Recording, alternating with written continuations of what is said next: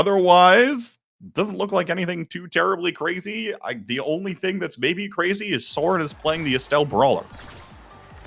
This is something that we saw earlier today, actually. Joker pulling it out, and if you do want to run a double midfielder, odds are you're going to want Estelle in one of those positions. I mean, another one as well that you could do, and turns out EKC picked both, so this is a team that could kind of play, you know, position circus acts, position acrobatics, and kind of go wherever they want. All three of them can play offensive, all three of them can play goalies, and because of that, you could be very creative with your rotations and find some tempo, hopefully. And if there's any team that's going to do that, right, you would think that it would be this team with 2 goalie players and 1 midfielder. Soren often has switched back and forth between playing midfield and playing goalie. So no surprise there to watch rotations happen. We'll say Zoro here is on the Finny. A little less mobile, at least earlier on. Nice swipe away from Cardbox of that barrier, as both of these will stay online for now. And we start approaching our first core flips of this game. 3Z on the Whiplash. Carmella looking for, actually just take it himself, but that'll get defended away with everyone back from EKC in the goal box. Good Blabo interrupts the pass up to 3Z. Carmella now, maybe a little bit of room to work with here again. Soren actually just going to core flip it away. Blabo's come down again, and Energy Burst burned on the defensive here for all 3 members. 3Z going to be the last one up with a core flip in just a moment. We'll be likely to use that. Just gets it now. Here it is, down to the bottom side. Doesn't actually find much of anything, just tries to keep up the offensive pressure. Cardbox sneaks one in there, but finally, the pendulum swing is fouled. Yeah, good back and forth. Core speed going to be something that I think is a bit contentious. The Finny does have some tools to preemptively stop any sort of core speed before it happens, but if it does happen to slide past the things like the triple take, it could be rough, especially against a Rasmus. So if that does get into overtime, there are situations, or if this Juno does get that 1-2 punch or hot shot, that is potential win condition here for the side of Soondubu. Shape-shifting Giga Blast now on the offensive here, joining Carmella and 3Z up front, and will get exploded by the gravity well. Playing patiently here, trying to take this one out. Will do just that. 3Z maybe with a little bit of room to work here as well, but the big finish goes down to interrupt the play. Death Touch tries to pull it back in. 3Z on the denial will put it right back through Zora. Bam! Just sometimes you just win. All brawlers are beautiful. That's all I gotta say. I got nothing farther to say. Good job, 3Z Breezy. Beautiful. Yeah. That's what that second B stands for sure. This time, though, Breezy low on stagger. Now Energy Burst out here. The goal barriers will fall. Shape looking up to Carmella, and I will say the Soondubu Strikers doing a good job of possession so far, even though you would expect the team with multiple midfielders to have that level of possession. Looks like the Soondubu Strikers have found their footing quite a bit here so far. Cardbox and Soren both have Energy Burst. Here's Soren's looking through the Blabos for Cardbox. Can't quite find him. Carmella will get in the way of that. Death Touch pulls it back in. 3Z also has another Energy Burst. We'll probably use it here. There it is. Looking for the play. No. Zoro able to save it this time. And Carmella's dropped back in the goal box.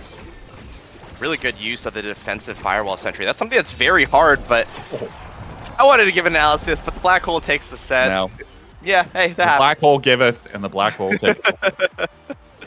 Yeah, regardless, 3Z Breezy, I think, well-earned MVP. Let's take a look at what this set has for us. Immediately, I'm looking at Hot Shot, and even if that Hot Shot's going to be denied, which it does look like Zoro, aka the Fool, is going to be doing, there's still the Spark of Strength, and you only really need 2 sparks and a Spark of Strength in order to start threatening red cores with Juno. So even though you don't get your kind of Exodia build, aka One Awakening, right? You still build yourself for the second. 1-2 punch also still in the draft as well. So even though Carmella didn't get exactly what he wanted this set, there's still plenty of opportunities to get that win condition going as well. Yeah, Spark of Strength sets you up really well, right, for looking for potential force speed options. You mentioned the 1-2 punch. Any spark now will further increase and further help out. Other thing, of course, to talk about here is the size that Breezy picks up. Always going to be beneficial. for this Rasmus, and might be using the safety of the recovery drone at times, but it might actually get burned early in this first rally. Looking for the goal barrier, down to Grimella, doesn't quite pick up the core. Shape-shifting is back in time, and the other thing too, I think Brick has to talk about with this roster is obviously, right, Breezy and Grimella have played with each other for an eternity, right? As long as these two have been playing the video game, they have been basically each other's forward and midfield. They took obviously a couple of seasons apart, now reunited on this roster, but shape-shifting is a relatively new face to this equation, right? And has been quite beneficial for the Soondubu Strikers up to this point. Of course, as I'm saying this, EKC is going to be able to score one. But it takes a little bit of adapting to two other players' playstyles, especially when they've been playing with each other for so long. And it seems like, I mean, obviously with a win at LAN, shape-shifting has done that really well for this roster. Yeah, absolutely. And I mean, I think the vibes are incredibly good for Soondubu. All three of them are very, very charismatic people, very funny people, and I think that's a huge part as well for them meshing together very quickly. But on top of that, I think as well, shapeshifting has a very established playstyle. I think he has some very good core picks in competitive with the Mako, with the Aimee and the Kai as well, actually. Before even all of that, he was a very big proponent of Kai goalie back when everyone and their mom played Kai goalie. So he actually has a very stable competitive pool to play with, and good score from 3Z Breezy. But just to kind of wrap that all up as well, I love shapeshifting, but there's only really one direction you could go from Lob City as well. W Lob City. Love those guys. W, well, don't know how many W's that team got. Might have to do some digging on that one, but nonetheless, coming back into it here. A little low on Stagger are 3Z and Grimella. KO, though, does come through. 3Z's in position here. Shapeshifting joins the party as well. Grimella's going to have to play a little bit passively, and maybe it's the Soondubu Strikers that are doing more of the rotations instead. Looking for the second barrier, but everyone is in the way right now for EKC. They'll be able to hold the line. 3Z next to the chopping block, so close to getting that recovery drone proc, but even still, lives for another punch. See how much longer that will be. And even still is there, but shapeshifting now, taking it himself with the barrage. Here's Grimella right up there and can't react from the top of the goal box. Puts that one away. One thing I think worth talking about as well, actually, the starts. The Orb Replicator star, now buffed, remember to give 110% of the benefits to your allies, right? Which is not nothing, especially if your midfielder and goalie pick it up. You're going to get a chunk of healing, you're going to get a chunk of energy, and over the course of an entire set, that's probably going to be an extra flip and KO that's going to go your favor. So in these situations, I think that Soondubu Striker, especially in these prolonged points, are going to be advantaged because they're going to find themselves with flips more often, and they're going to be able to survive some of these higher damage corner offenses that the Finny and Aimee and even the Estelle now, right, can push out. And speaking of those offenses, going to need to find ways to sync those up a little bit better, because that does seem like it's working overall, but the KOs still haven't been coming through. There's 3Z going elusive again. Grimella leaping into the Blobbo, bounce 3Z in position. Oh. The Relics kept up, and a great Blobbo from Grimella will send it away.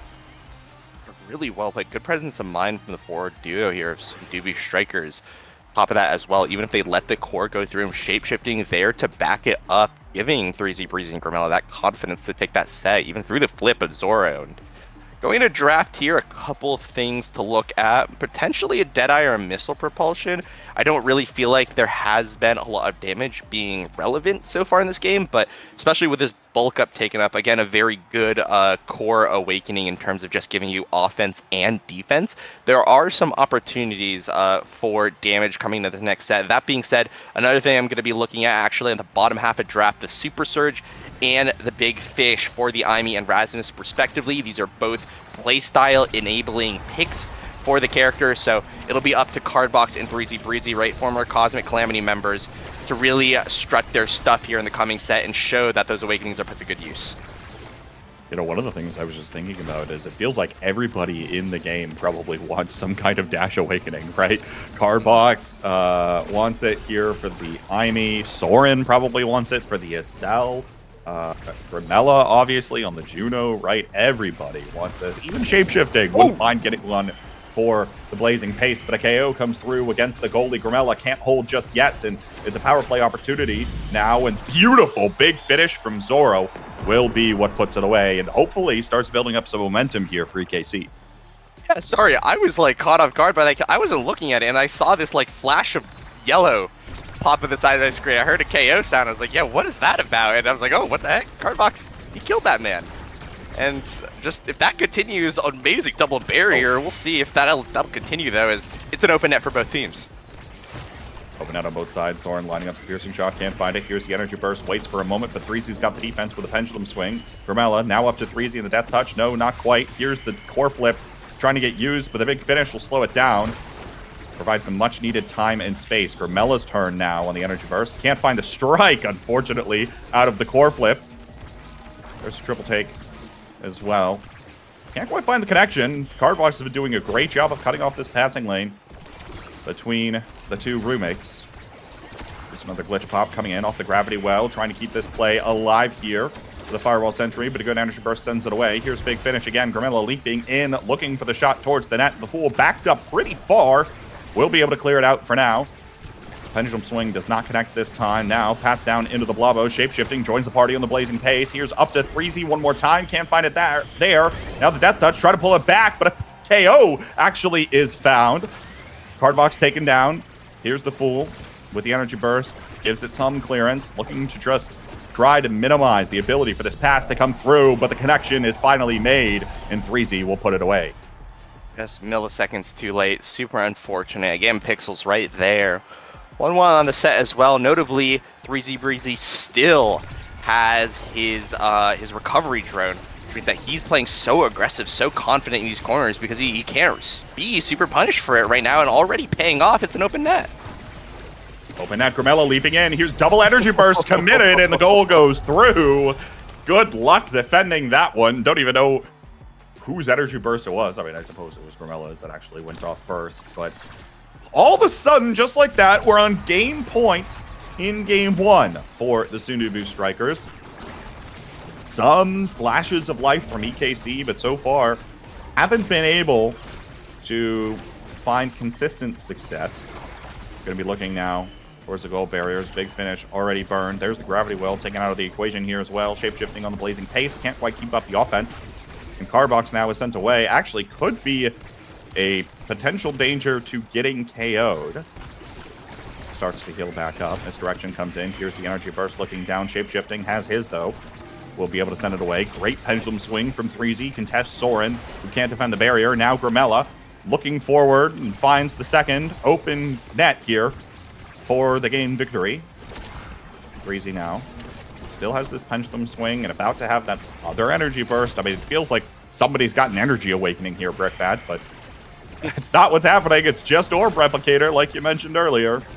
Grimella now potentially has one here. Death Touch is there. The Fool will use it. He uses Energy Burst a little early to get his out, despite the fact both the fours of the Soondubu Strikers now have theirs. Gravity well down. Grimella leaps in, looking for Threezy. The connection is interrupted. Won't find it there. Cardbox looking downward. Again, not able to execute. Threezy on the dribble to himself. Now in the Energy Burst, actually going to bait out some cooldowns.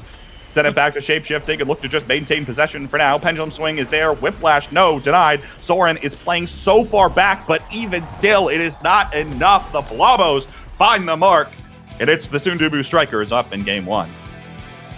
Yeah, well played to Soondubu Strikers. It really felt like they had a linchpin, and Grimella, right, built off of that one spark of strength, got the Monumentalist enough to start getting those red cores, and obviously with a pretty solid build on the Rasmus as well. I think that's just a key to victory. It seems like good, clean Omega Strikers was played by the Soondubu Strikers, and they're going to be the ones on top. And I just want to say before we move on to the next game, right, to two orb replicators. That's basically an energy awakening when you really think about it. I mean, it's like something like 9 orbs or something gives I forgot the exact like cutoff, but it's like 9 orbs or something will give your ally a flip, or is equivalent to like 1 flip's worth of energy across your team. And I mean, that's not nothing, right? So just thinking like, oh, shapeshifting Grimella, they've given their team like approximately 2 full flips that were not given to, or I guess 1 full flip that was not given to the side of EKC. So obviously it was a bit more than that led to Soondubu Strikers to victory, but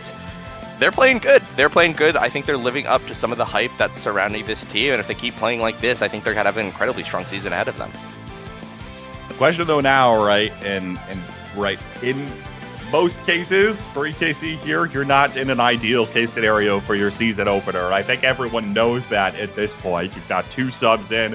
Your starter roster player that is here is playing on a completely different setup on a laptop in a hotel in Chicago. So we think someone can correct us on that. But I mean, not exactly the kind of opener that you're going to want. I think EKC, regardless of what happens here, is going to be able to write this one off. But the question, right, still becomes, how can they make this game at least a little competitive? Because maybe you'd like to squeak out that extra game victory in the event that it comes is important in tiebreakers later in the season. Well, honestly, I think you're trying to buy some time to see if NXED's internet might come back alive, but you're gonna have to take a game to do that, which is obviously no small task. I did like what the team composition of EKC was going for something a little bit less non-traditional, right? The double midfield, which we have seen earlier today with the Estelle. I think that absolutely can work, especially if you're pretty confident that you could actually get through the enemy goalie once you have that opportunity. But I'm too sure. I think that there are quite a few things that you could do. If Soren or Cardbox want to swap traditional brawler, that's always going to be an option, right? The Fool potentially could also lend his expertise with things like the Mako, which, if given the right start, can still be particularly strong, I think. And on top of that, right, DUBU left untouched, still something that you could do, depending on the map, of course, of what we're going to go into.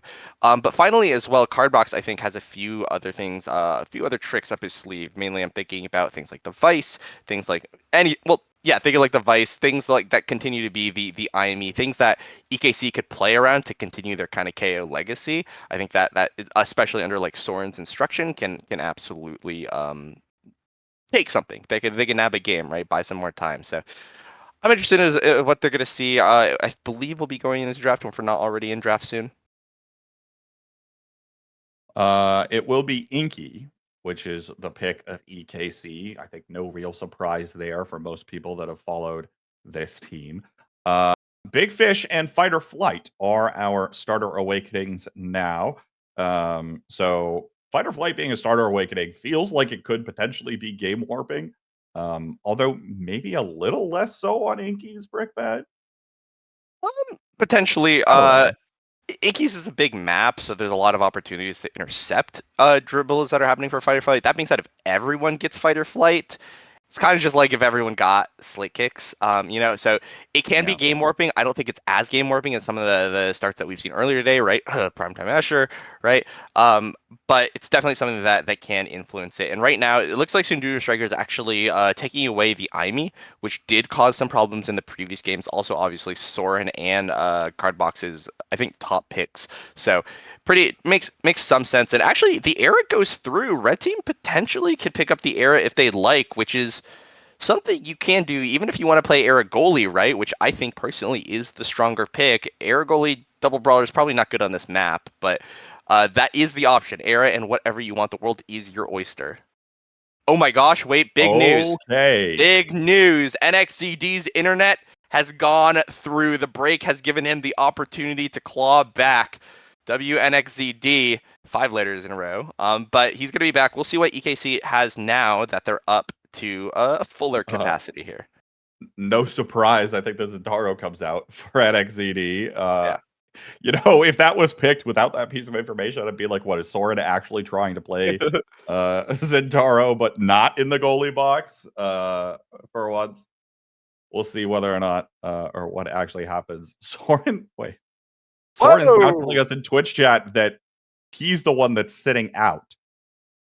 Yeah, I mean, he's on hotel Wi-Fi and he's got a con to attend, Yeah, guys. right. We've seen the images. Wow. Yeah, Right. and notably, Era. This Era's still gone through. Nothing happened, guys. Where is it? Where is it? I'm waiting for it. Come on, It's not that Grimella, put it in the good. bag. Grimella, put it in Not the that bag. good. Come on. I know it's good, but It's not that good. No. oh, it's not that good. Okay, It's not that good. It has 100% loss rate today, Brickbat. that's true. It also has a 100% presence. I don't know. It's Iki's, you know. Era's not that good at Iki's, but Era's been permabanned. She's been permabanned in every series. So okay, actually, it is going to be the Octavia. A Instead, character we're that gonna has pick received. budget era. Yeah, like budget era, especially because Octavia's been nerfed quite a bit, but still going to be incredibly good with the fight or flight, right? This is one of her starts, right? Up there. Not as quite as dominant as like the Chrono Boost per se, but still probably her second best start. So that's something that Cardbox does have a lot of experience with, and even though the nerf is there for Octavia, the Sonic Boom I think going to be pretty big to make her much more punishing to play. I think that Cardbox is absolutely the player to make it work. I've just been applauding by the fact that Era was not picked in the draft at all. Yeah. Oh yeah, W, not 100% presence. W, not 100% presence. Yeah. Yeah. Well. Oh well. But the rune here. Yeah, the rune. Rune for Cardbox. Wait, is it? Oh, it is rune for Cardbox. Wait, Yeah, I just talked about Cardbox playing Octavia, and it's actually Grimella that's playing it. Okay, fair enough. Yeah. That's cool, I guess. I mean, all the things that I said about Cardbox, you could actually kind of splice that out and use it to describe Grimella. I wasn't even listening anyway because that's okay. I mean, I was talking about Octavia. It's okay. It's okay, honestly. There's not much to be said, guys. We know what Octavia wants to do. There's nothing that unique about it. I mean, we remember. Woo. Yeah, woo. We all remember, or well, for those of us that were here, we all remember the post-season 2 winners interview. So we all know. We just all know. You know, it's an open secret. There. Yeah, we were there. Yeah. Yep. All right. Loading into it here. Inky's Splash Zone. No real surprise again that EKC picks this map. Notoriously have liked it. And we'll see what happens here. If map 3 is needed, it will be Clarion, which of course I'm saying out loud, but you all will see in a moment here nonetheless. And as we load now into the map, it is fight or flight. Actually, even split. Even split? No, I miscalculated. 4 will take fight or flight. And Big Fish for 3Z and Zoro. That is a big DUBU. Pauldrons plus Big Fish for Zoro. Yeah, and you know, I think there's a very interesting change in philosophy about how goalies view size.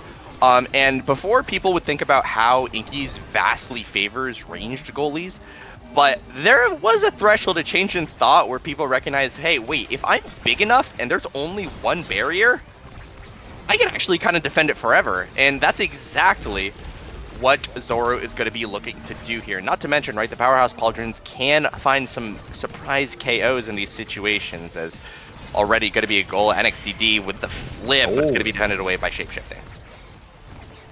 Solid barrage out from Shapeshifting, but now Grimella taken down by the Anomaly. There is the water cannon, but nobody's in position to continue for it. Nonetheless, the core will find the goal. Cardbox credited here with the opener on map 2. Yeah, fight or flight as well, right? Obviously going to be very big here. Both midfielders as well picking up the Magnetized Souls, which I incorrectly thought was not very good on this map at one point, but is actually very good on this map, so no surprise there. But I think the big question mark right now is going to be, can the probably strongest melee goalie in the game, or one of the strongest, I don't want to make any definitive statements, but one of the stronger melee goalies in the game right now, I think DUBU, hold up against what is this eject button Kaya, a playstyle that has started to see a lot of play again thanks to this patch. Well, about to find out. Now, about to find out whether or not the open gate can be defended. Good passing play here from the Soondubu Strikers. Here's the water cannon. Cardbox, though, with a great interruption, prevents that one from getting out of hand and disorients the Soondubu Strikers. Zoro does have this energy burst online. The anomaly goes up here, and the core does find towards the midfield. Now in the flow state is Grimella. looking to just build up as much speed as possible. Almost going to lose it. I believe probably. Oh, no. He's just going to dissipate. Whoa. Couldn't quite find the primary to take care of Whoa. business. But now double energy burst committed here on the play. And that'll be enough to score the goal. Yeah, just a bit of a reaction check there. But I think even if Grimella had passed it, he would only be clearing down into NXCD, who was already there on the approach. And oh, that's the glory of Inkies right there. Sometimes you just lose both your barriers and it's an open net immediately. W Inkies. W Inkies. That's all I gotta say. W Inkies. What an amazing map. Thank you. Thank you, Odyssey Interactive. You've made a truly special one here. There isn't even anything that can be said about the last point. It happened so fast that it's like, well, congratulations, you've just been inkied. That was awesome. Yeah. All right. Recollect yourselves. Plenty more to play for here. The barrier lost once again, but 3Z just taking it himself on the whiplash, and we've got a tie game. Good whiplash from 3Z Breezy. Actually, I think it's behind the log before it could block any of the advancing strikes. So because that happened, it was a clean goal, and now we're here 2-2 on set number 1. Oh, wait a minute. I was sure that Grimella was going to be the one sitting on the bench, but call the ambulance not for me. It was NXCD taking off the pitch. And power play opportunity for the Soondubu Strikers, which translates towards the goal here. 3 relatively quick goals for them on the back half of this reverse sweep of a set. Shape-shifting with the set MVP as we get into our Awakening draft. Interesting picks, actually. Wondering what he's going to opt into. Primetime makes a lot of sense. This used to be considered Kai's best Awakening, and potentially still is, right? That being said, on the other side, I'm looking at things like bulk up to be picked up. Aerials obviously is going to be incredibly big for the flow state, not to mention the double size. I'm just talking about every Awakening here, and that's because all of them are good. All of them are good, right? Kai got kind of one of his best in slots. Rune is going to get more core speed with his bulk up, not to mention be slightly harder to kill. Grimella got one of, or the Octavia got one of the best Awakenings in the rotation for her as well, not to mention, right, more size for the brawler and goalie respectively. So I think everyone got what they want, with the exception of NXDD, who has to make do with the glass cannon. Glass cannon did have the stinger option and a spark of leadership where no sparks have yet to be taken, but we'll just take the option that presents a little more speed. And I suppose at the current state that this game is in, you'll take what you can get. Recovery drone already procced, though. NXCD is able to find that. The goal gate will fall. Even still, the offensive pressure just cannot get there for EKC. Great beat drop from Grimella is going to KO the large DUBU, and that's one of the things you have to be careful of. But now the energy burst takes down 3Z, and it's a 2v2 on the map now. Yeah, but there's still a flip here to come through. Actually called out by Cardbox's Rune, but the onslaught is not done yet. Some defense has to be made. 3Z back in the whiplash, looking for more as the Soondubu Strikers have continued to maintain possession. Now in the flow state, the Vanish does connect for 3Z, but doesn't really have much of an impact on the play. Now looking for something here. Death Touch trying to stun Zoro. Can't find the goal all the same. Beat drop in. Once again, looking down. Can't find the pass. Here's another triangle play. NXCD interrupts, but won't dislodge possession from the Soondubu Strikers. And again, shape-shifting moved up incredibly far right now. One of the things that Zinki's map allows you to do, especially when you get a little bit of extra speed. Water cannon goes out. Able to confirm possession off of it and then translate that into yet another quick goal. And it feels like, Brickbat, a lot of these are goals that are coming off of transitions for the Soondubu Strikers that EKC doesn't really have a lot of time to react to. Yeah, one thing as well, it feels like there's unrelenting aggression coming from shapeshifting, but I don't even want to talk about this. Potentially a very quick goal for the side of EKC, but they actually do pull it out. It just feels like when they're on the offense, I feel like the last point was like a 2-minute offense for the Soondubu Strikers. It feels so hard to deal with, but hey, sometimes you get core flip and that works. Stuck on the wrong side of the corner was the core after that barrage from shapeshifting. But look, to that point, right? If shapeshifting's the one that's moving forward, we need to see the same out of Zoro. This DUBU has picked up size awakenings so far, very few speed awakenings, very few projectile awakenings either. So sure is large, but also can't benefit the team the same way that shapeshifting can. It's one of the smaller things here. And then that last point, right, to that end, the second you see a Tofu Fortress come out, it's a quick and easy conversion for the goal barrier for EKC, although the goal gates now dissipate. Even when the power play is for EKC, Anomaly out here, Grimella looking to just dribble off the side right now, asking the members of EKC to challenge him. For the flow state will go away once more. Breezy back in the corner. But again, here's the possession game. Just played incredibly well from the Soondubu Strikers. Not really being afraid of much, although now might have to start being as the barrier's taken away. Grimella dangerously close to getting KO'd by the Tofu Fortress. Water Cannon's out here. Card Box interrupts, but the flow state is out for Grimella. Looking towards the top side of the map. Denied that time. Anomaly out. Good reaction from shapeshifting. We'll send that one away. And now freezing the whiplash. Dribble play. Looking for it himself. Zoro's there with the energy burst. But again, another defensive resource committed here for EKC. Cannot find the momentum on the offensive side of the pitch. And even still, Threezy has the size to send it away with the pendulum swing. I feel like it's an ironclad offense. It just feels like even when NXAD does get the core, it's short-lived and he has very few conversions, whereas Threezy Breezy is given so many, just simply more opportunities, right, to get past Zoro, which he might need, right? The DUBU, very hard to get through in a 1v1 situation, but Threezy Breezy obviously converting enough for it to matter here in these situations. So if that keeps up, EKC are going to have a very, very tough battle to find, but it all starts here maybe with this KO.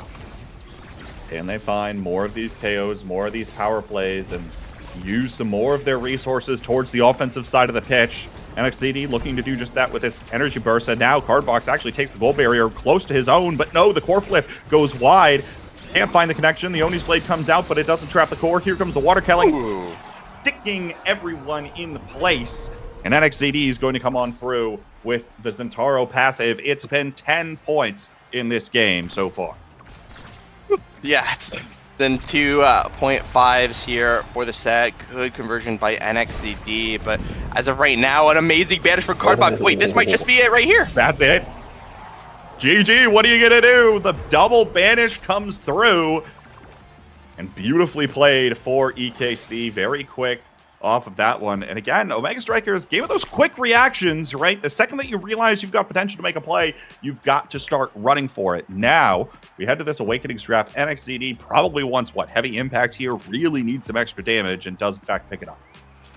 Yeah, and right now, this Octavia is very scary. The fight or flight aerials in the way that you combat Octavia's to make sure that she can't really play the game because of stagger threats, and that's exactly what NXCD is looking to do. I'm looking as well at this this team player here coming out from the Kai, though. I think that's going to be a bit scary to deal with. I think the core speed is going to make things very hard for NXCD and Cardbox to play any sort of corner offense that might come and benefit the Rune. Another thing to look at as well, this is a big DUBU now.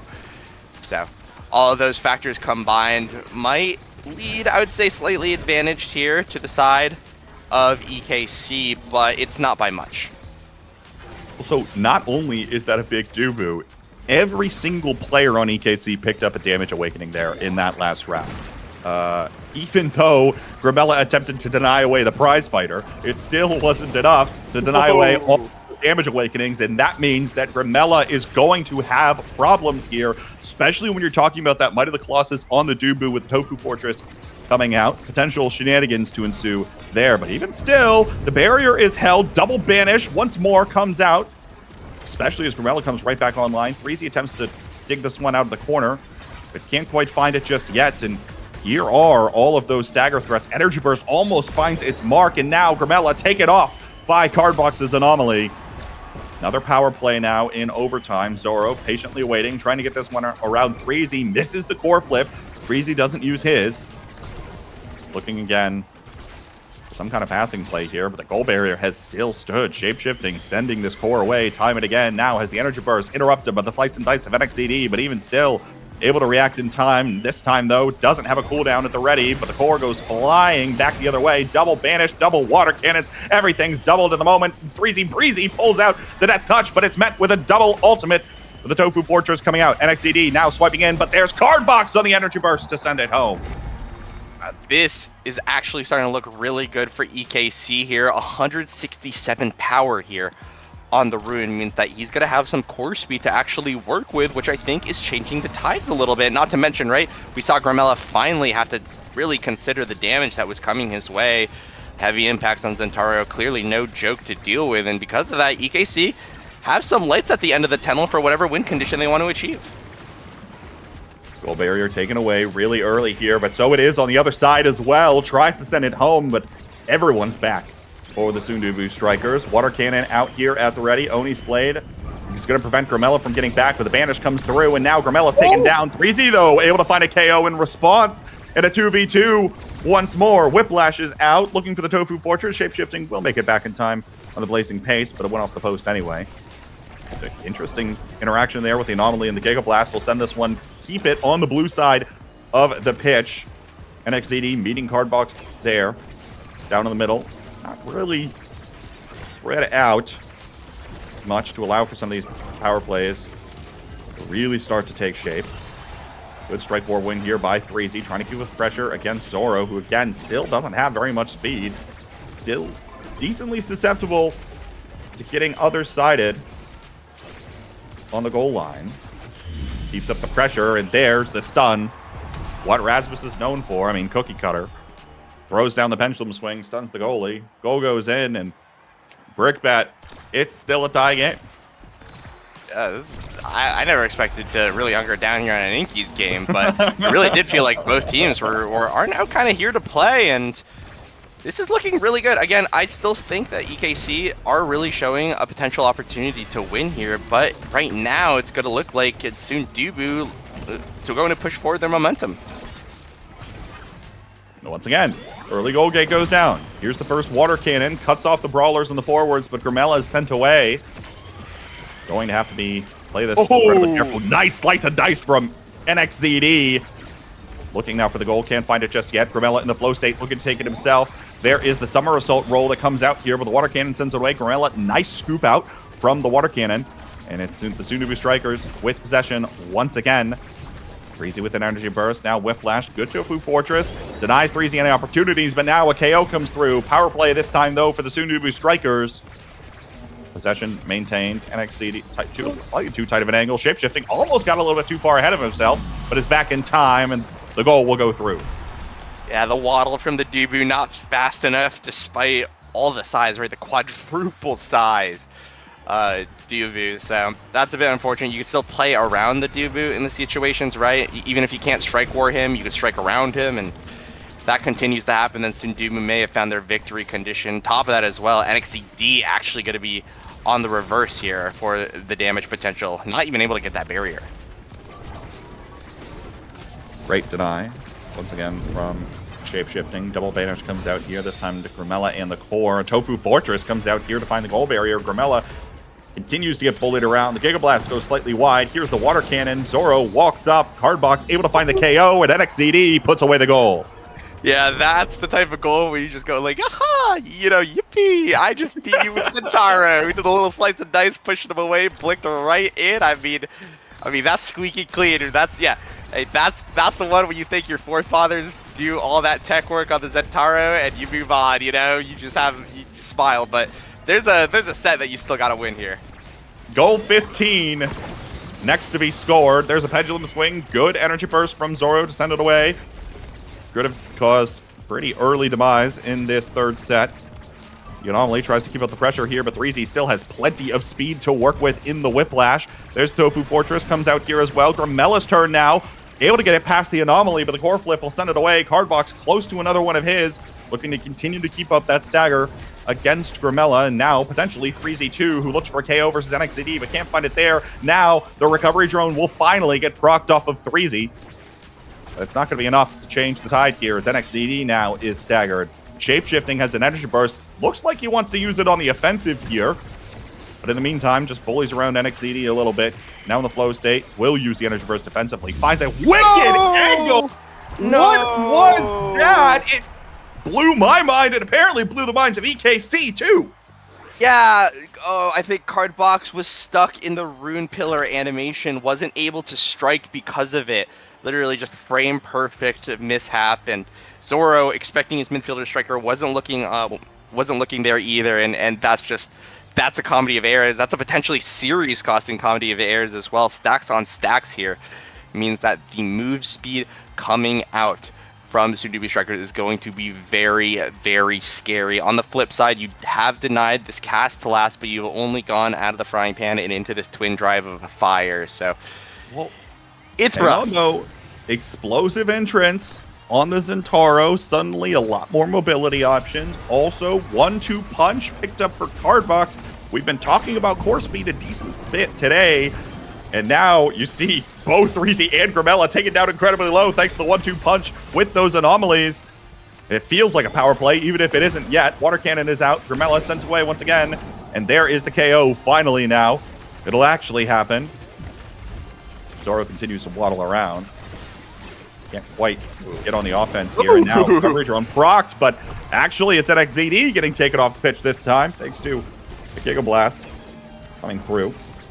Shape-shifting, now once again looking for Grimella, who's back online, but even still, Grimella has no extra survivability, no extra stagger, only extra speed right now on this Octavian. It's making the game incredibly difficult to play right now for the Soondubu Strikers. Great defense there, able to get the core well away. Yeah, what a crazy evade by Shape, by the way. That was to make that clear possible. That was the only way he was going to get out, and as we get into overtime, it's going to get scary, especially with this 1-2 punch of Rune, with all the power that he has.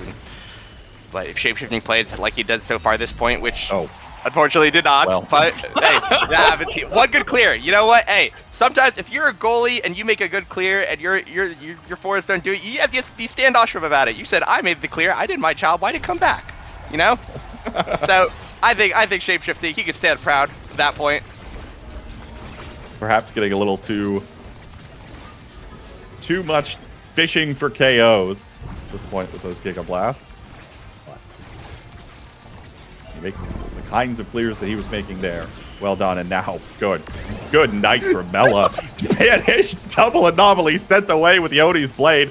Now 5 energy bursts online on the pitch. We're about to see them all exchanged here. 3Zs won't connect. The NXZD able to find the goal barrier. Zoro, the only one left that has his. Looking for some extra core speed here. There is the water cannon. It finds 2. And there is EKC coming roaring back. Noobs down! Noobs down! I mean, that was awesome, EKC. That was so cool. Excellent coordination on the first kill as well on Grimella. Literally perfect. Grimella, no evade, but even if he did, he might have been comboed, like true comboed anyways. It's a bit of an unfortunate flip from Zoro, but that was still an excellent showing from EKC. They've got some momentum on their hands. Oh my goodness. There's Grimella again, down to basically nothing. Has to evade this now.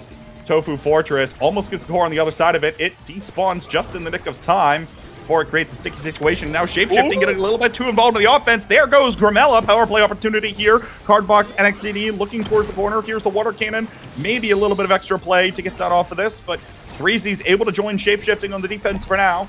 Anomaly out, and Grimella's back online. Coming up from the bottom corner. NXCD in the corner. Here's the Oni's blade. Catches it thanks to the explosive entrance. Not able to actually put it away just yet. Does have another core flip. Here it is. Used now, and it goes straight through. Shapeshifting looking for a Giga Blast play again, but it's our first 3-0 set. It goes to EKC to send us to 5. WNXZD might have his pick of the litter here. potentially to look at, I'm actually not quite sure what he's going to go for. Specialized training, maybe. Reptile Remedy deny as well. Adrenaline Rush, actually. Of course. Why wouldn't I? If you're getting so many KOs, as long as you prevent this Octavia from regenerating and Zoro decides to take one for the team and deny that Reptile Remedy, there's going to be so little that this Octavia could do to survive the oncoming onslaught, right? No durability to Gramella's name, and that could potentially mean a lot of situations where NXCD gets that proc, and as we've seen so far this game, NXCD can absolutely convert if one power play goes his way. The other thing I want to look at here is this doesn't feel like a standard rune build. It's fight or flight, bulk up, spark of power, 1-2 punch, spark of agility, and yet it is demolishing thanks to all that extra power and notably the 1-2 punch with that extra damage that you get. Getting ping-ponged around between two anomalies. Threezy next to the chopping block. Lives to see another punch for now, but has to be incredibly careful now at this point. NXCD in pursuit. Will find the core flip, and there's Cardbox connecting with the anomaly on a 4 KO streak. NXCD now in the corner.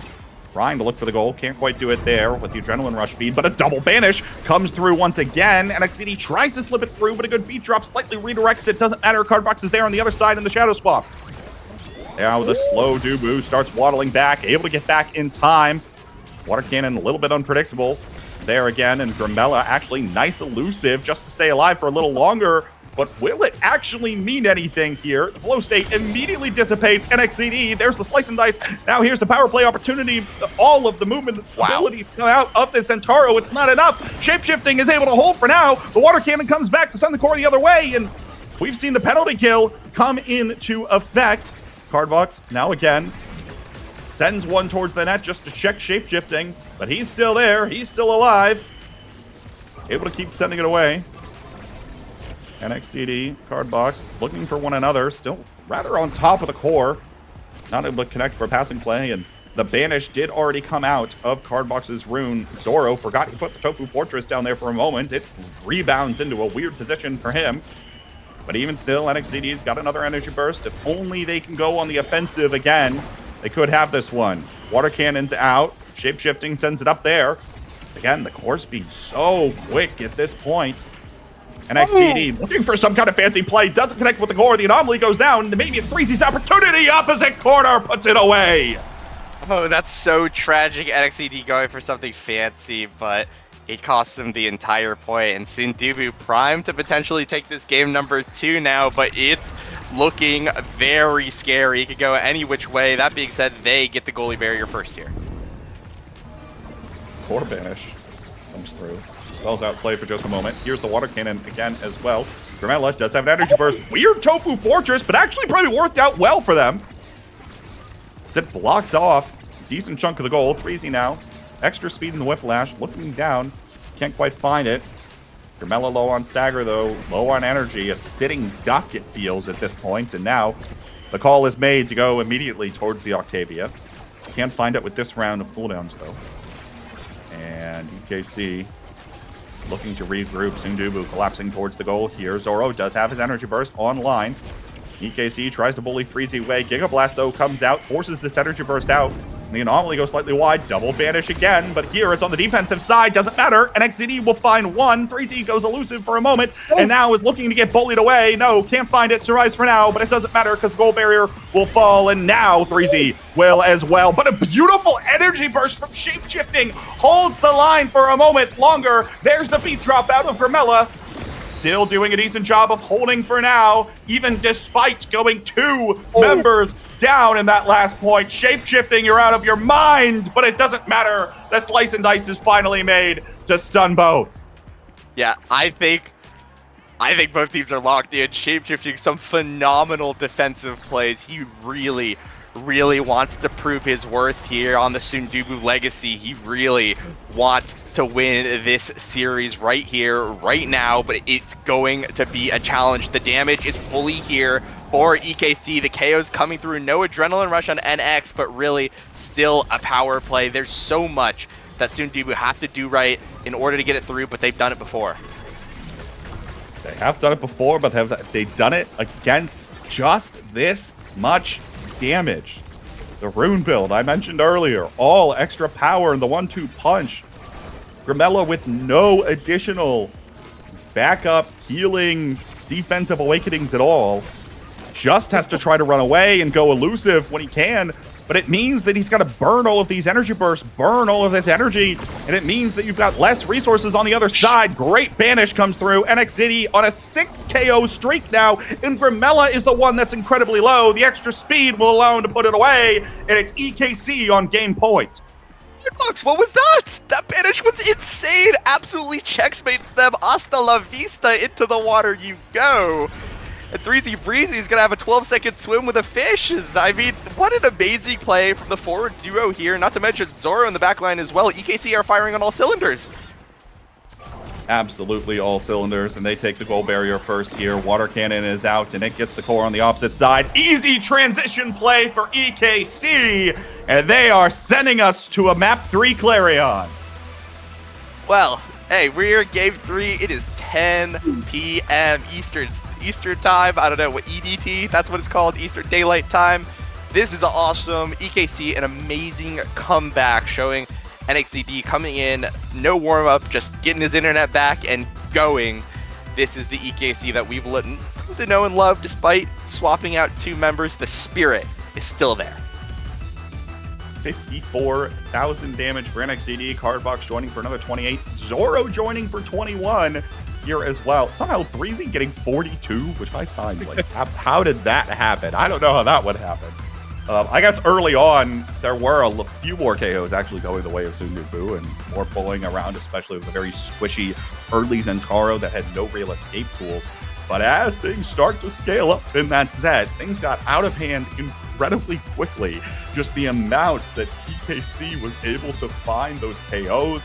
And once again, I think, honestly, the largest part for it, that sure, like, recovery drone, technically a defensive awakening, but, like, really, come on, you get, like, 25% extra stagger, basically, and that's it. You're gone just as easily as you would be otherwise. So it feels like that was the downfall, right? Is just the damage became too much to surmount, and Soondubu Strikers had no tools at their disposal to combat that. Yeah, I'm mainly thinking, right, of the 2 pickups of the bulk up and the reptile remedy, the denies away specifically, but not to mention, right, if you're picking up bulk up, not only are you denying the enemy stagger, you're getting more damage yourself, and that's just a double whammy. I was thinking about, right, that rune build specifically, right, double spark of strength, 1-2 punch, and the bulk up. That red coring with strikes in overtime, by the way. It really felt like, congrats Cardbox, but to getting basically the best Juno build. But any good Juno build is probably a pretty dang good rune build as well. So all of that power coming through, a lot of core control. And when you're not thinking about that core control, NXT is there, just a bloodthirsty monster ready to pounce and devour whatever prey that he finds out there on the core. And unfortunately, the prey tasted like tofu tonight, so that's props to NXT. You should never let that man have a build like that. He will absolutely take away the game. But we still have a game number 3 ahead of us, and what map do we have in store for us today? I'm actually not quite sure. Clarion. On map 3. Yes. We'll see how this happens. Oh, how the tides turn. Soren in Twitch chat earlier says, I'm making them put me back in if this goes to 3, and now says, never mind, I'm not playing game 3. You know what? Hey, all good. No, this one should be a lot of fun. I mean, the one thing you called out there, Brickbat, is obviously the Soondubu Strikers are a team that has played incredibly well. We were complimenting them not only in game 1, but also in the first half of game 2 of their possession game, right? There was a moment you said, I feel like they were on offense for all 2 minutes of that last rally, right? And the reality, right, is the second that you find ways to interrupt that, which is incredibly hard to do when you're just trying to play toe-to-toe with Soondubu Strikers, but instead, when you come out with all damage awakenings, deny away everything else, you're basically just a sitting duck, as that Octavia was. Yeah. Absolutely agreed, right? You can't play the triangle if you've only got 2 points to work with. And I think that was a situation, right? We even saw situations, not only was, Grimella the primary target, but Threezy, Breezy, and Shapeshifting were not escaping that damage either. They were forced to play a lot safer as well. And because of that, yeah, like you mentioned, the 2 minute sustained offense became staggered. It became much more interrupted, many more opportunities for EKC to start layering their offense and having a like a multi-layered offense between the damage, between the core control that Room provided. Additionally, right, Zora with all of that size being pretty hard, being able to basically take up a lane just with his strike hitbox, I think, yeah, just on his own. And so with that, they started going from kind of very one note that was being countered from Soondubu into a very robust game plan where they were able to choose multiple options because of their awakening choice. So really good presence of mind from EKC, correctly predicting how draft was going to work out, correctly getting whatever builds they needed in order to win and turn that around against Soondubu Strikers. And despite, again, like you mentioned, some fantastic plays. I mean, shape shifting, I think, is really looking good, really looking as amazing as he could be on this new Soondubu Strikers roster. He couldn't make the difference, right? Despite this phenomenal play, it really felt like it was too much. It really felt like the EKC game plan that we've come to know and love was just firing. And when that's going, there's not a single team in the league that could fully stop it. All right. We load into our draft for game 3. It is a Stinger Among Titans start. And EKC here almost feels like they're going for the same game plan. They pick up the Atlas here first. I feel like almost as a denial of saying, hey, Shape, you can't play this one because we're going to have it, preventing you from having that extra accessibility to healing. Yeah, agreed, right? And if you think about the melee goalie pool that shape shifting has, it's actually quite expansive. He has the Mako, he has the DUBU, he has the Atlas, but if you deny that Atlas, the Mako does not have a dash and awakening start, which means she's going to be very weak early.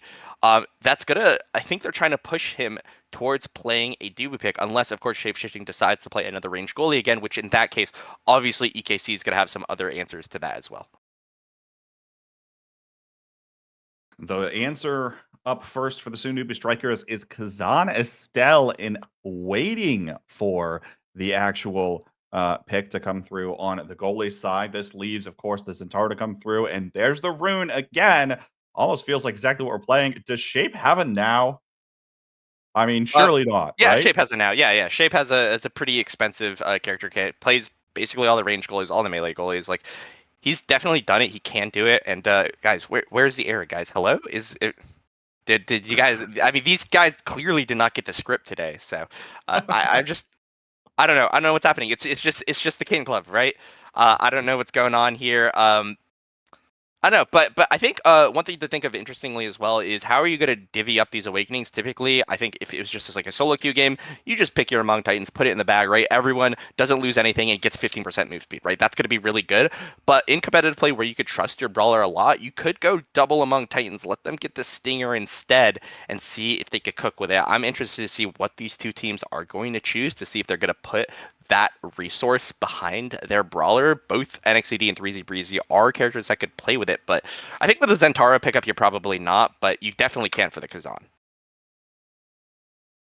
I mean, I guess we'll see, right? I would not be surprised, I feel like, to see Cardbox's rune pick up the Stinger here as well, right? Um, I would not be shocked at all. Again, it's the game plan here that's working for EKC. It worked on the last one. It took a little bit to get online, obviously, but that's the way damage compositions work.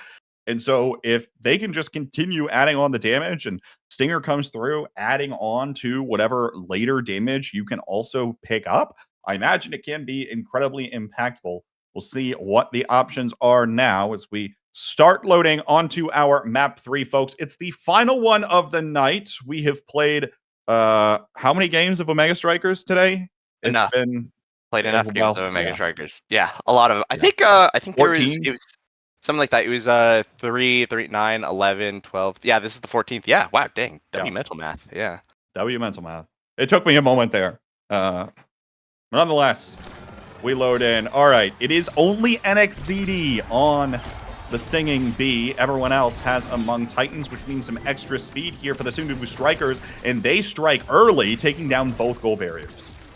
Yeah, interesting to see NXCD actually take the resources. And Taro, not the character that actually cares too much about size. I guess he just wanted to take the stinger. You know, composition be damned. And I guess, hey, move speed doesn't matter if you're dead. So, well, we'll see what NXCD does with that. One goalie barrier down, looking to take a second. Breezy very low on stagger, and now gets stuck for a moment. Has to go upwards, but the banish comes through here against Grimella, and now power play already found here early on from EKC. Looking towards the other way. Cardbox actually gets pretty low here on stagger. Anomaly goes out here, and the one downfall, right, of this kind of composition, especially early on with no dash awakenings on this Centauro. Very little core control. Going to take a little while to find the right combination of angles to set the core in, or set the core towards a goal barrier. Beautiful shadow swap forward here from Cardbox. Forces the flip out of shape-shifting. Looking again forward are the Soondubu Strikers, and now they team up for a KO. In the meanwhile, Leone's Blade comes out, but the snare drums don't actually work. They falter this time. The goal barrier goes down. NXCD has used most of his cooldowns, though, so can't really push the issue. And now it's Cardbox with a full energy burst about to get taken away. Once again, bullied. Oh, there's the anomaly. Tries to send Grimella away. It doesn't work. Batter up. Shape-shifting hits it. Sends it back up to 3Z. Now we've transitioned back to the other side of the pitch. NXCD has the cooldowns online. Doesn't have to strike that time to put it through. Grimella still low. Warping up to the other side. Nobody clears the bottom. And the moment of hesitation from Cardbox easily able to punish. Yeah, bit of a just a miscommunication, I think, right? Both goalie and midfielder going up to the top side, and Cardbox immediately recognizing that. He's going to actually send it right in. Good presence of mind, good awareness from, I think, additionally, the entirety of EKC there. I think they played that point incredibly well. Double banish, and that's one goal barrier for them. Start going back to the other side of the pitch here, but kinds of things you want to see here early, right? It feels like even though this is not a terribly strong start for EKC, at least in terms of the damage department, they are finding their playstyle again, right? They're finding the stagger, they're finding the KOs, they're teaming up in order to do just that and bully around the Soondubu Strikers quite a bit, although goal gates will open up. 3Z sent away. Grimella's the one with the energy burst here. Beautiful dribbles off of the side street there, not able to put it away. Here's Cardbox and NXCD also joining the party. Double banish comes out again, but the snare drums here out of shape-shifting, trying to join the party and keep up the offensive for the Soondubu Strikers. Haven't quite been able to find it yet. Now Grimella tries to make a play, but the Crystallized Thorns come up just short. Beautiful anomaly, snipes the goal barrier. And now another one in the shadow swap, looking for NXCD. Can't quite find it. Grimella is there, striking the core away out of the side street. Now Zoro can't find the mark, and Grimella lines up the shot.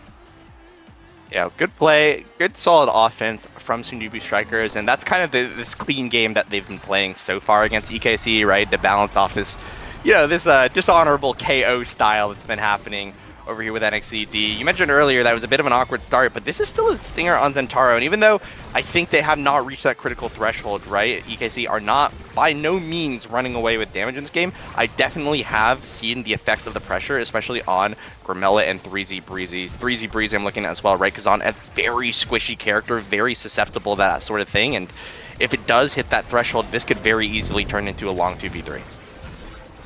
Yeah, there's a lot of potential awakenings that can start warping the game away for the Soondubu Strikers. I think it's something they absolutely have to be cognizant of here. Once we head into our awakenings draft, picking up any defensive awakenings you can find, any denials away in that damage department potentially, or something that you're looking for here as well, especially on characters who generally are a little more self-sufficient.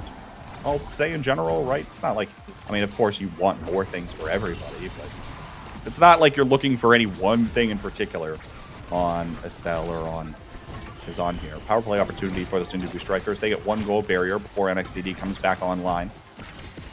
Looking for more, but NXCD going to stop the core for just a moment. Vanish comes through towards 3Z. NXCD doesn't have all of the cooldowns at his disposal to put the core away just yet. Good, crooked leverage from 3Z, but it only pulls it right back into Cardbox. He's able to send it back on away. Here's Crystallized Thorns. The Expanse comes out just a moment too late, and it's open goal gates on both sides. 3Z, beautiful crooked leverage, just pulls it right into the goal.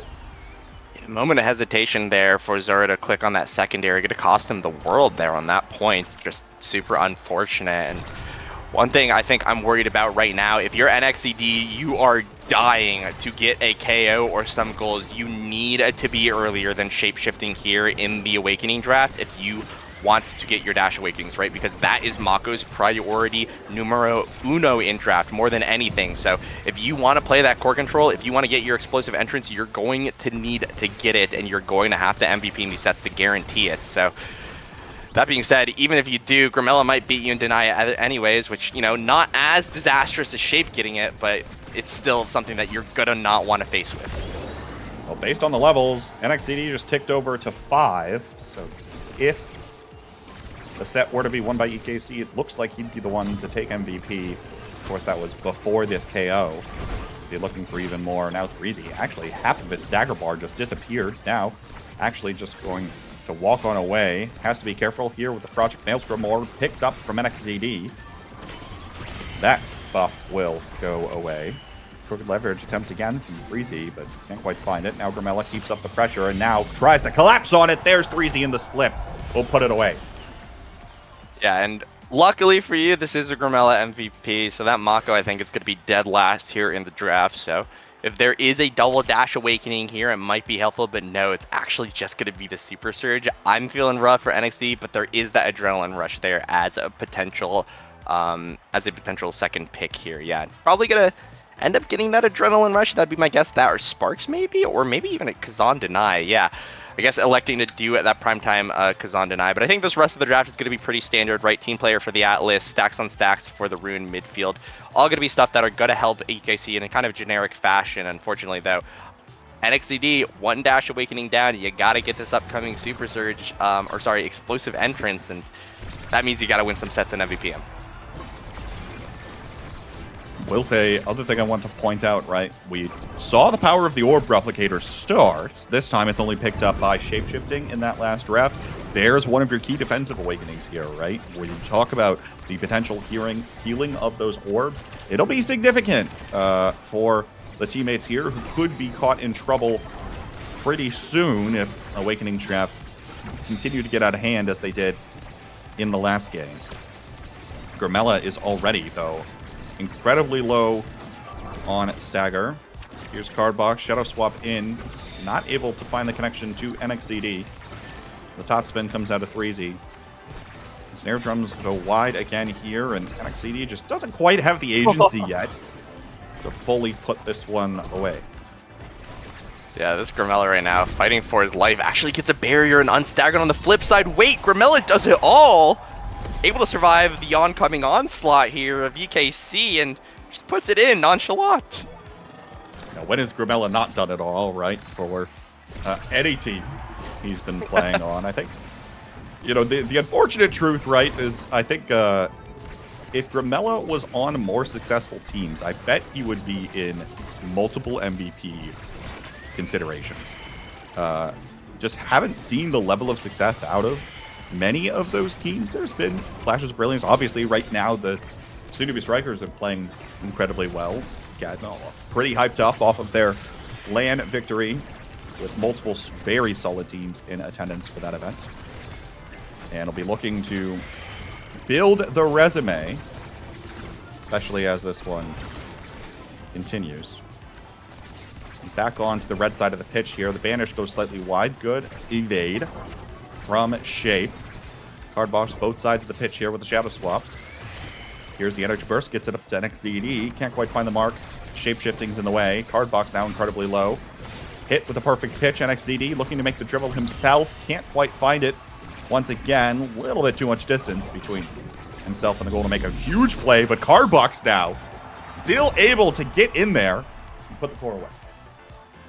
A good clean play coming out from the side of EKC, notably stacks on stacks coming through. And even though you don't have the rapid prime time, I think honestly Zentaro one of the worst rapid prime timing Exodia havers, but even then that's reapplying Stinger and that is putting damage down. So if NXCD plays well, hits those sweet spots, there can be a lot of damage potential here coming out. And with Grimella now using his flip, that's a potential opportunity here for EKC. Potential opportunity now. Almost able to find both barriers. Not quite yet. Threezy does have an energy burst here online, shapeshifting up the midfield line. There's the bounce house here as well. It'll send Threezy away, but he'll be able to find the goal barrier all the same. Piercing shot and Rose Warp comes out here. Oni's Blade. Now present, NXCD, energy burst of his own. Goal gates open on both sides of the pitch, and the core goes flying once more. Collects it himself, looking for some kind of dribble play here. Doesn't quite have that dash length, but even still, nearly close to scoring that one. Oh! Banish comes through, and oh no! The secondary just doesn't quite come out in time, doesn't quite come out with the range to take care of that one. Slips right around shapeshifting, and EKC in pursuit of their first set win. Oh, I didn't even recognize what red cord that. I guess it might have been Rune, but I wasn't even paying attention to that. An amazing angle from whoever ended up scoring that and looking to continue the momentum. Actually, Grimella rotating back on defense. This Super Surge is actually coming out very handily to put Grimella in exactly the situations he needs to be to assist whatever shapeshifting needs here on the defense, and that's been saving a lot of goalie barriers so far. A lot of goalie barriers, and as a midfielder, right, you have to try to find that balance between how much can I go back, and Grimella's found a very solid one. I mean, I think in general, right, the Soondubu Strikers, again, what we saw in Game 1, first half of Game 2, playing a very tight triangle. Grimella will always be there on the defensive side, and very often be there on the offensive side too. Shapeshifting will get pulled up towards the midfield line to assist in a lot of those. So this team certainly playing as a unit, as we've seen from them so far, and now all three energy bursts will be looking to take the goal barrier as a unit, but no, NXCD will find the KO to make a power play happen here. Shadow swap as card box back to the other side. There's the strike to send it into the goal barrier. And now NXCD looking for the extra space here. Anomaly comes out, shapeshifting, uses his energy burst. NXCD has to play a little careful here. Half stagger right now, but we'll be able to put it away nonetheless with the passive. EKC find a set in response. What a crazy score from NXCD right there, actually. Gonna get dashed back immediately into Grimella after getting knocked away by the piercing shots. And couple things to look at here. Threezy Breezy, 2 strikes here sitting at the bottom. Might be pretty comfortable getting last pick here, but if if NXCD wants to get a bit of damage, I'm wondering what he's going to pick up with. It's actually going to be the 1-2 punch here to come in, make that Oni Blade, the slice and dice significant as well. And on the flip side, to add to that, that is a dead eye on Rune, forcing the extra special deny from shapeshifting. I think we've come to learn as a community that extra special is just something you cannot give the Rune, even though it's been nerfed, even though it has, quote unquote, a tell, right? It's so dangerous to deal with, and we've seen it, like, right, with the Runa comps or the Loon comps, whatever you'd like to call it. It could be potentially very deadly if you let it do it. Okay, we saw that in the last game, right? Was there extra special? We didn't see extra special, but the fact that the banish has that much impacted the game, right? Right. Multiple points were scored off of the banish itself. And more banishes equals more opportunities to find the conversions there. Grimella and Threezy incredibly low. Actually, will just get taken off the pitch. NXCD doesn't have the cooldowns to finish right now. Threezy in the pop-up, looking for some kind of a play here, just preventing EKC from pulling up offense of their own, but a banish comes through here. Goal barrier taken away. The core flip is used from shapeshifting here as well, but still has to be rather careful. It's Threezy's turn to be staggered. Good expanse from Zoro. Keeps both goal barriers alive. Threezy pulls it in, but can't quite find the strike on the press the point. Here's the Rose Warp from Grimella. Now looking for a little more here. Oni's Blade and Anomaly both out. There's the good and snare drums up in the top corner, keeping the core away from the goal. Threezy looking to read that, and almost did, but the goal barrier will eventually fall. Core speed getting pretty high up there. Grimella in the Rose Warp, but a great reaction from Zoro. Keeps it out of the net. Here's NXCD once again looking for the play. Cardbox not quite in position to put it away. Although it got pretty close there. Just out of reach. The small sword of Zentaro. Looking for more. Oh, not the tangential angle. That feels so bad if you're Zoro, but hey, Soondubu Strikers, you'll take that one to the back. Absolutely. Yeah, absolutely. I think shapeshifting as well is playing actually really phenomenally on the defense. It really feels like Cardbox has not really been able to play any of those rune mind games. Not that he might be trying necessarily hard instead focusing on damage instead, but regardless, it really feels like shapeshifting hasn't been truly caught off guard so far this game, so far this series, really. Always going to be ready with a flip or a strike redirect or anything like that. So I think that defense is really keeping Soondubu Strikers in this, despite 3Z Breezy and Grimilla always just rushing to get their health. So close to finding a double barrier there, but even still, Grimilla will find the piercing shot. Now, there's an anomaly setting 3Z away. Can't quite get in a solid position here with good footing. Perfect pitch from shapeshifting.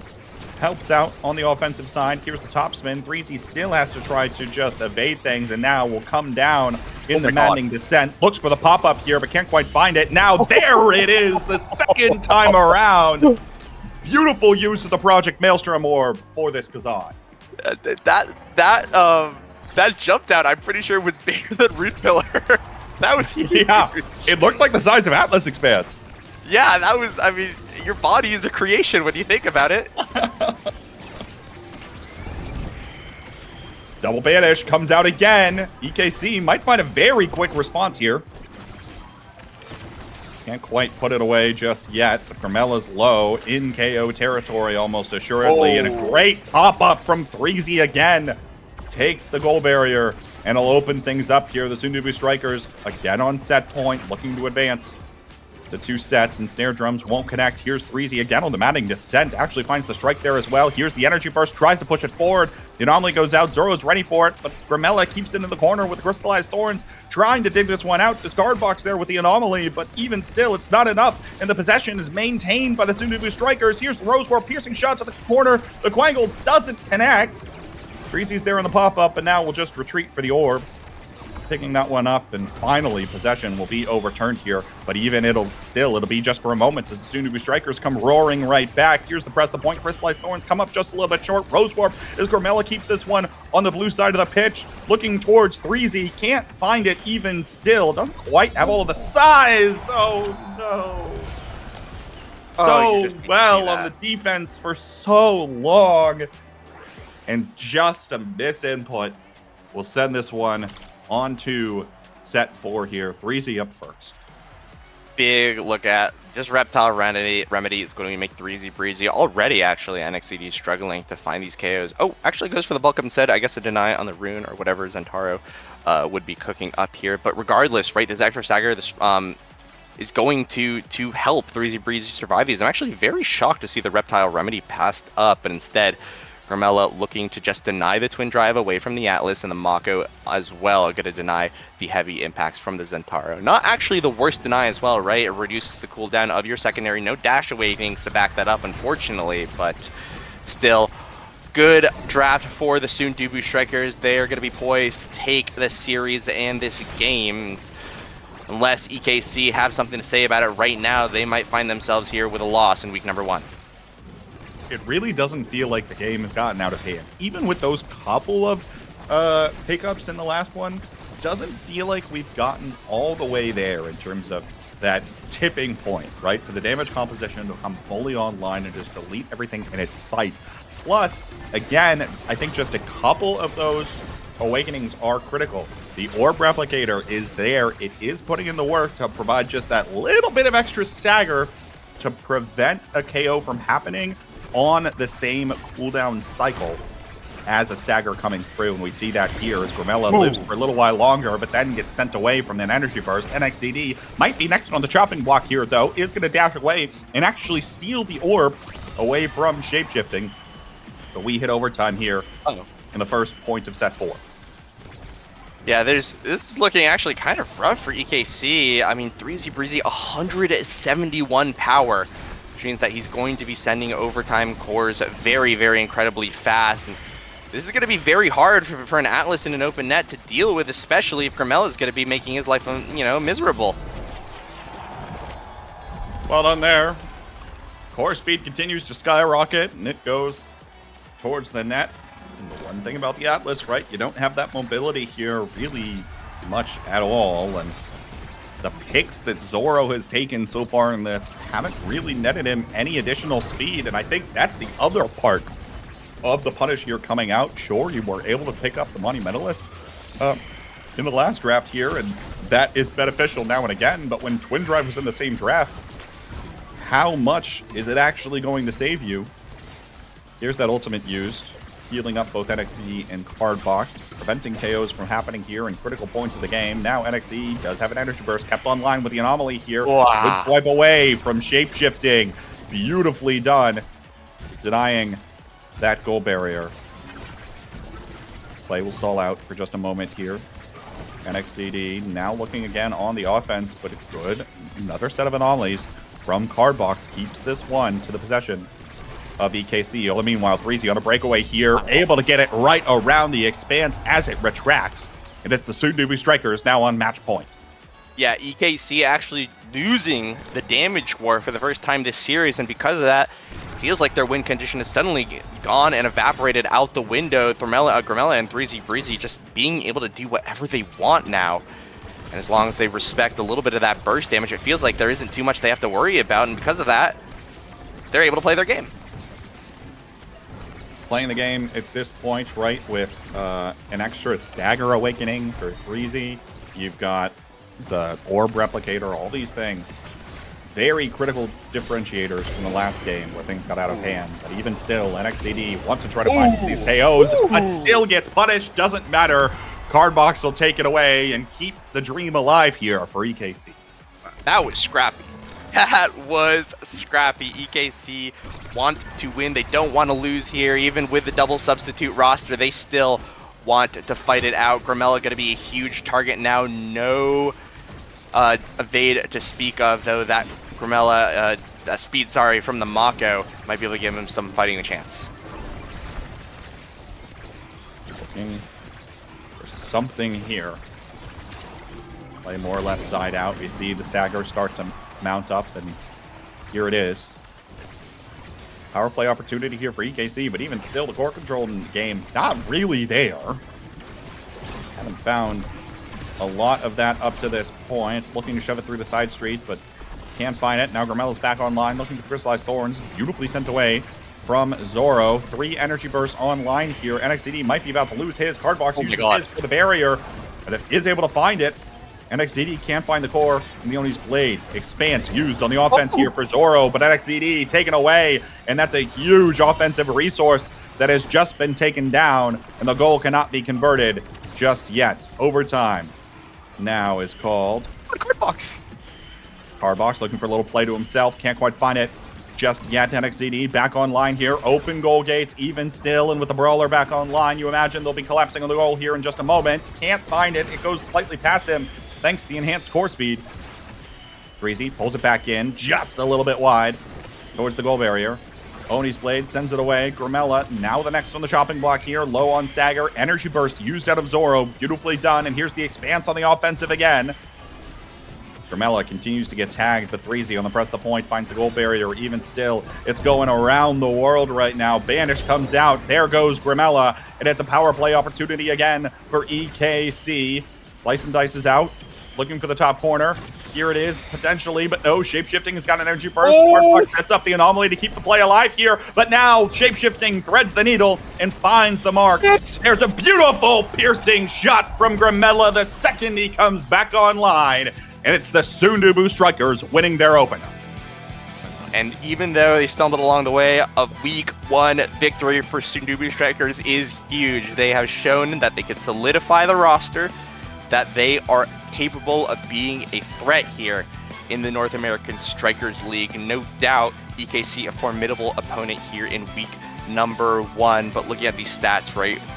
NXCD, as always, a freaking monster in the damage, and we saw so much of that pressure coming through, but Shapeshifting, I think, held it down. So many key saves, so many amazing clears that were able to keep the Soondubu Strikers in play, not to mention, right, that added speed. Not a lot, by the way, right? A nerfed Mako speed, which, no dash awakenings to his name, was still able to find a lot of use in it in keeping his forwards alive, keeping his forwards to be aggressive against this Atlas here. And I think personally, it was a bit of a soft carry from Shapeshifting. I think he's at a phenomenal first series here on the Soondubu Strikers. Absolutely. Well played from them. But I also want to shout out EKC. I mean, I think a lot of times, right, you look at sub-rosters in the North American Strikers League, you don't get very excited. But for this to be 2 sub-players on EKC coming together and making the series relatively close with the Soondubu Strikers, they took map 2 there. And while map 1 might have been pretty convincingly, they certainly had exactly what they were trying to do. But I think the Soondubu Strikers able to find the adaptations, had the answers, and was able to pull it all together to do everything there at the end. But again, right, like normally you think like sub rosters, they're probably not going to be able to compete at the same level. But for the against the Soondubu Strikers, which is a team we kind of expect to be up there towards the top 4, Cardbox and Zoro played incredibly well, getting put into the spotlight here. Yeah, and honestly, I feel like there were a lot of question marks coming into week 1 of how these teams were, going to perform. And as somebody who's watched basically the entire day, all 8 hours of it, I feel like I'm left with more questions than answers. It feels like so many of these series were incredibly competitive. There were very few situations that they were sweeps. And when they were sweeps, those were also confusing sweeps, right? Like Weaselittle Bees showed up, right, in that series that they played as well. So I'm so curious about how this regular season is going to come out. It really feels like we're past it. The pillars of the past are gone. Anyone could beat anyone. We've all said that at every season, but it continues to be true, and it continues to be even harder. If the sub roster of EKC can almost take out, a previous S-tier winner, Soondubu Strikers, what does the rest of the regular season have for us? I'm super excited to see how it turns out. It's going to be a great summer of Omega Strikers here in North America with all of our leagues. But to recap the day and give us our grand finale tonight, we're going to send it to a post show in just a little bit where you'll hear from some of the players that won today. So don't go anywhere, folks. That post show is on the other side of this short commercial break.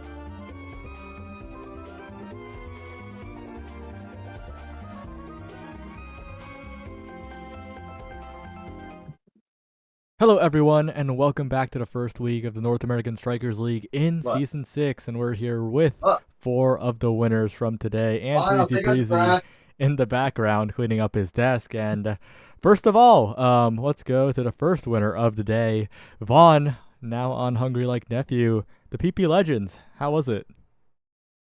Low key. Okay, do we want the content answer or the real answer? I'll give 1. You can choose. I think we've heard content answers a lot recently, so the real answer. Okay, you want a real answer then? Yeah. Okay, joke's on you. The real answer is also content. Low key, they were easier than I thought, if I'm being real. I have a lot of respect for those guys. I think they're all really good players. Obviously, I was their coach, and I'm a big PPL fan. But I don't know. It just didn't feel. I've played against them a lot in tournament, and lots of different weeklies and events, and they've really like pushed me really hard as a player, and it felt like they were trying to figure it out rather than they knew what they wanted to do, and it felt like we exploited that a lot. I mean, they took a game off us. I'm making it sound like we just like rolled them over, which wasn't the case, but I feel like our wins were just so demonstrative of the difference between NASL and NASA that I was pleasantly surprised in how my team did, which maybe that is why I thought we played well. So, yeah, WPPL. I'm expecting them to make it to playoffs though. Yeah, and the next match was Showtime versus Return to Form, and that one was pretty close, Barcode. And there was a certain game that got a lot of people talking about the Asher goalie. How was it holding it down? I mean, it was good. I think Leo, like we were talking about it before. We joined this post show. Like Leo is just kind of timeless by this point. Like he's always been consistently good. I think we were a bit surprised at like, you know, how good Hungry Boy and Moffin played together, but also individually. Especially with the amount of time that they've had together compared to like the amount of time that Showtime has. But I think once we got our footing in the second game, I think we were kind of confident we were going to close out the series. Yeah, and next up, Dropletto, the Bozo Bunch, but not the Bozo Bunch, the Bozo Bunch of Theseus, perhaps a very, very different roster here. How was it playing with a completely different team? I will say, I think I have adapted way better than I expected to. Because I have never played with a team outside of Bozo Bunch, still on it, but mainly without Gret ever. Like my first tournament was with Gret, and I was with him until last season. So spending time with new players for the first time, I'm having a great time. I'll say I'm having a really good time, kind of learning a new playstyle with some new people whom I've got two goated teammates to do with. Of course, Streak in the midfield, and now Merchant coming along, and I'm just happy to be playing with someone who's not like on the melee goalies high key. Like I'm having so much fun with a third person on offense as per usual. Yeah, and talk me through a little bit about your picks, because you looked very comfortable on the Centauro. Is that the new thing for you?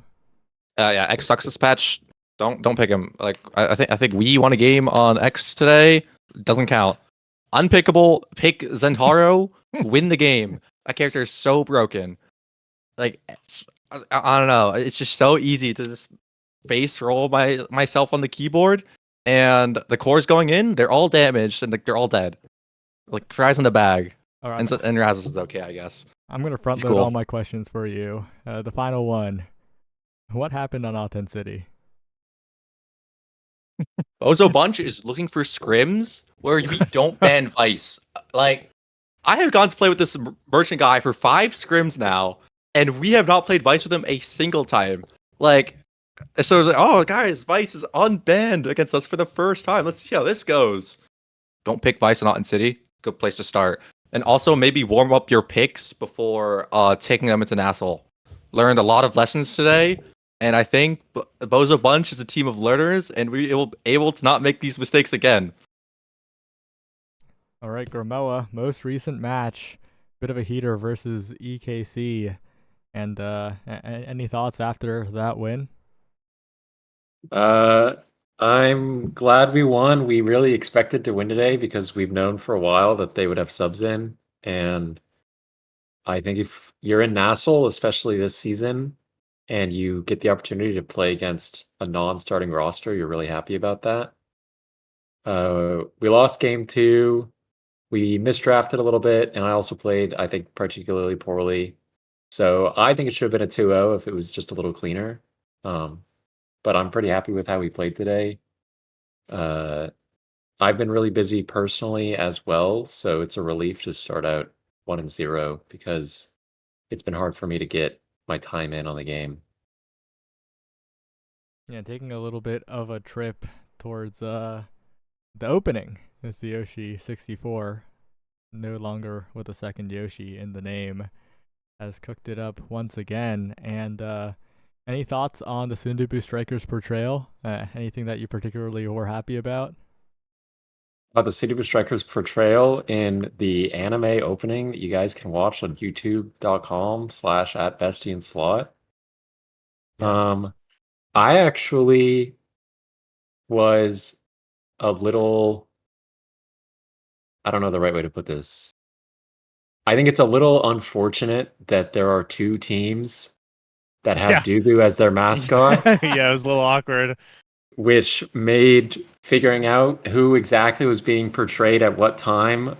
I mean, not impossible. Like the Hungry Like Nephew DUBU has a very distinct look, but it felt like, yeah, the double DUBU thing made it so that there was just a little bit too much DUBU to go around, and I think there were maybe yeah, they're stealing our flow. There was maybe some like concerns about overrepresenting the character of DUBU, and so maybe No such thing. yeah, that's how I feel personally. I agree. No way you could overrepresent DUBU. Amen. But that animation is definitely the best thing that Z Yoshi 64 has ever made. It was so cool. Right, Vaughn, as the other DUBU of the two DUBUs that looked somewhat similar, is there anything from this week that surprised you? Anything that was like the most winning. notable? Saya, we haven't won a week 1 in like a year and a half. I think the last time we won a week 1 was NASL 3 versus Quest. We lose every week 1. And that was actually, speaking of DUBU, it was the game. Do you remember we picked White Tiger DUBU for Bells? And the story is, for anyone who hasn't heard it, the skin is banned, Twitch chat. So we pinged Saya during point 1, and we said, please don't punish us. We won't use DUBU log. And he said, okay, if Bells doesn't click DUBU primary a single time this game, you won't be punished. And then we 9-0'd Quest. So there's some lore for you guys on that one. But honestly, I was happy that we came away with a win. And I think, I mean, obviously the elephant in the room, or the bee in the room, is Demons getting absolutely bent over today. 6-0, the first time probably in the team's literal history in the last 2 years. So I'm sure no one was expecting that, except for Wee's Little Bees, WWe's Little Bees. I feel like we're saying this week after week now, where it's like, there's no way they'll win this one, and then they do. So those were the big ones for me. I was I was chuckling as I watched We go crazy on Julie. Like, he put on a bit of a masterclass, which is to be expected with him on the pick. So that was probably my answers. All right, Barcode. Any other thoughts on this week? Any thoughts looking to the future weeks? No, not yet. At least I think we still need a couple more weeks to start making a bit like more accurate insights on how the season's gonna go. I think I'm just like excited that every series outside of the Rod and Weeb game was so close. Like, Bun got a game on Bozo, EKC got a game on DUBU. RTF was super competitive. PPL got their own. So I think it's just like, really exciting to see such a competitive league play out. All right then. I guess we'll wrap up here. Any shout outs? Starting with you, Barcode. A shout out Puffy. Joker was talking about it in the anime opening as well. He was like, "Oh my god, there's a finesse reference," and he was so excited about that. But yeah, shout out Puffy. He was rooting us on earlier. Shout out to our subs, Color Craze, Kai Noob, and Fresh actually for warming us up. And also shout out to Fire Maiden and J-Man, who are going to fill out the rest of our roster starting week 2. Right. Well, Gramella, what about you? Any shout outs? Yeah, I guess I'll shout out my teammates. We are continuing this nice little run that we've got going the past couple months, so pretty proud of us. Shout out to Weston, Lola Mao, and Eternal Arctic who warmed us up. And then I want to shout out Vaughn, who I think played incredible today, and I think he looks like the best player in the league. And I wanted to get that narrative out there and started early. He's role swapping to goalie, but he is still looking like he's absolutely the best. So yeah, shout out the other guy on the desk. Oh my goodness. Dreamy. All right, Vaughn. Well, what about you? Any shout outs after that? I want to shout out Josh for shouting me out because the last time I played goalie in NASL, the narrative was so boring because every week they went, I hope Vaughn's able to keep up with his teammates Bells and Ginger Pop, and we had like the best record and we were crushing people, and every week was like, hopefully this time Vaughn's going to be able to lock it down. And it was the same thing every time, and it drove me bananas. So I'm down to just randomly yap about how I'm go. That's awesome. So thanks, Josh. That was really cool because I was really proud of how I played today because I put in maybe more work. I know I've probably top 5 players who have put in the most hours into the game in the off season for sure in NASL. No doubt in my mind. I've worked so hard to get good at goalie because I didn't want to let down my teammates. So I'll shout out my ref today, Cliff. It was Cliff's first series he's ever refed. And you know what? It wasn't like 100% smooth, but then again, nothing is in life. And I appreciated that he signed up to do it.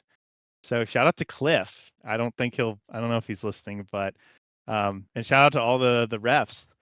So I wanted to say that. And then I can't think of any others, so I won't drag it on. We'll just leave it there. And we'll just shout out to every single person though, I will say, that is like constantly reply to like my in-house requests or whatever, and still you can like keep them coming even if I ghost you. It's just because I like IRL max and then there's too many DMs and then I feel bad and then I never answer them. So like if I ghost you, it's not a you thing, it's a me thing. So shout out to all the people that helped out. That's all. All right, Drop. Any final shout outs before we go to the post show? I'm gonna keep it nice and short. Shout out to Streak for playing great today. Even when he's been sick for 2 days. He was so sick he couldn't scrim tomorrow. He spent all day playing solo queue instead. God bless. And shout outs to Merchant, who has joined this roster 1 week ago and has already put him. He just feels so great to play with. I'm happy to display the season out with him. I'm glad he was able to show up. And when Breads decided he didn't want to play the season, he was right there. All right. With that is all for the post show for this first week of the North American Strikers League. Thanks for watching, everyone. Thanks for playing, and stick around for the post show. Facts. See you in a bit.